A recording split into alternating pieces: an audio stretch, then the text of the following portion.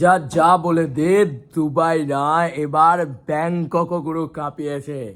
Hey guys, welcome to my channel. আমি মহারাজ। এখন আমরা এই বিষয়টাকে নিয়ে কথা বলবো। আমি হাত জোর করে সরি। মানে আমি বিশ্বাস করো, আমি মানে জাস্ট একদিনের জন্য হুট করে প্ল্যান হয়েছে, আমি দীঘায় এসেছি আমার দাদার সাথে। বাট আমার সিরিয়াসলি আমার এটা মানে আমি জাস্ট সেরকমভাবে প্ল্যানিং করে আসিনি। দাদা ব্যাংকক গেছে, সব দেখতে পাচ্ছি। অর্জুন আমাকে ফোন করছে, হাসান আপডেট পাঠাচ্ছে, প্রত্যেকটা যারা যেভাবে আপডেট পাঠায় আমাকে সেম সিমিলারভাবেই স্ট্রাকচারটা চলছে। বাট আমার বাড়ি গিয়ে আমি ভেবেছিলাম ভিডিও বানাবো, একটুখানি পার্সোনাল লাইফ, একটা দিন অন্তত একটু ফ্রি লাইফ কাটাতে চেয়েছিলাম। তো আমি একটা কমিউনিটি পোস্টও করি কালকে ওই জন্যে, কারণ অনেকেই জানে না বিষয়টা, তাই জন্যে জানানোর চেষ্টা করেছিলাম। বাট মানে আমার মনে হলো সকালবেলা উঠে যে না ভাই, দাদার খবর না করলে আমার ঠিক ভাত হজম হবে না। মানে এটা মানে ভিতর থেকে হচ্ছিল এই ব্যাপারটা। এবং দাদা যে রেকর্ডটা করেছে, যে ইতিহাসটা সৃষ্টি করেছে, this is the power of কি the biggest megastar of Bengal. বন্ধুরা জাস্ট ফাটিয়ে দিয়েছে, ফাড়ু রেখে দিয়েছে পুরো সব কিছু। কি একবার তোমরাই বলো জাস্ট, মানে আমরা কি কল্পনা করতে পারি? অ্যাকচুয়ালিতে আমরা কি কল্পনা করতে পেরেছি যে কোনো বাংলা ছবি কোনোদিন ব্যাংককেও যাবে, কোনো বাংলা ছবি কোনোদিন ব্যাংককেও হাউসফুল মারবে? ভাই এটা দেবদা, দিস ইজ দ্য দেবদা পাওয়া।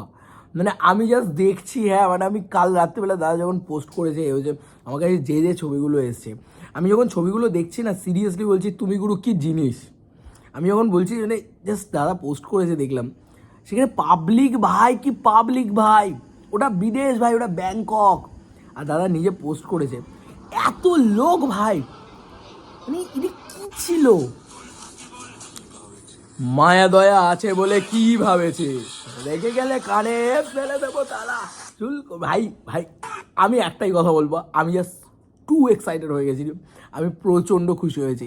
দেখো, দুবাইতে হাউসফুল হয়েছে, কিন্তু দুবাইতে কিন্তু প্রচুর বাঙালি থাকে, প্রচুর বাংলাদেশি মানুষও থাকেন, এবং সেটা কিন্তু মানে অ্যাকচুয়ালিতে সেখানে থাকেন। এবং সেখানে মানে দেবদা হাউসফুল করেছিলেন দীর্ঘদিন ধরে, সেখানে টিকিট সেলটা দেখা যাচ্ছিলো হাউসফুল হচ্ছে একরকম। ভাই দুবাইয়ের পরে থাইল্যান্ড,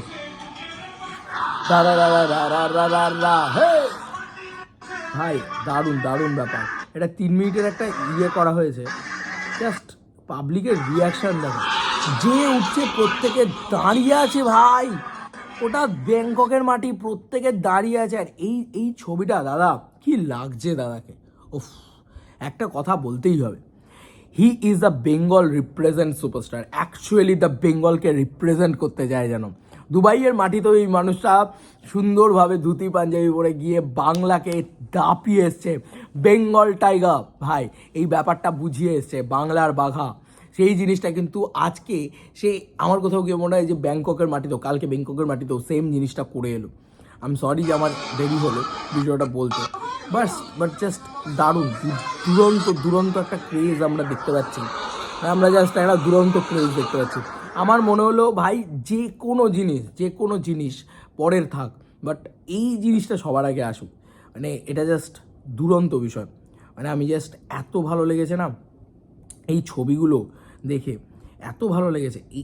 এই ছবিটা জাস্ট মানে অসাধারণ ব্যাপার। তুমি জাস্ট দেখো, নিচের মানুষগুলোকে দেখলে তুমি বুঝতে পারবে ভাই, এই যে নিচে যে এত গাদা গিজগিজ করছে লোক, জাস্ট দুরন্ত ব্যাপার। মানে সেলিব্রেশন কাকে বলে তুমি আমাকে বলো? একে বলে সেলিব্রেশন, একে বলে ক্রেজ, একে বলে উন্মাদনা, ঠিক আছে? তো মানে আমি ভীষণ খুশি হয়েছি। আমি এই ক্রেজি ব্যাপারগুলোকে না বলতে পেরে আমার নিজের ভিতরে কীরকম হচ্ছিলো যে আমি কখন বলবো, কখন আপডেটগুলো দেবো। তো আমি সরি যে দেরি হলো, বাট দিয়ে দিয়েছি। চলো, তো তোমাদের কার কি মতামত এইটা ভিডিওটাকে নিয়ে জানিও কমেন্ট সেকশানে। যতটুকু ভিডিও করতে পারবো, কারণ আমি বাইক নিয়ে এসেছি, ভাই দেবো, এটাও বলা হয়নি, বাইক নিয়ে এসেছি। তো আমি তো এবার ড্রাইভ করে বাড়ি ফিরবো, আজকেই বাড়ি ফিরবো। তো রাত্রি হয়ে যাবে হয়তো, তারপরে কাল থেকে আমি একদম ফুল অন, মানে একদম প্রপারলি ভিডিও বানাবো। তো আমাকে ক্ষমা করো ভাই, আমার একটা ছুটির খুব প্রয়োজন ছিল, জাস্ট ছোট্ট একটা ছুটি নিলাম।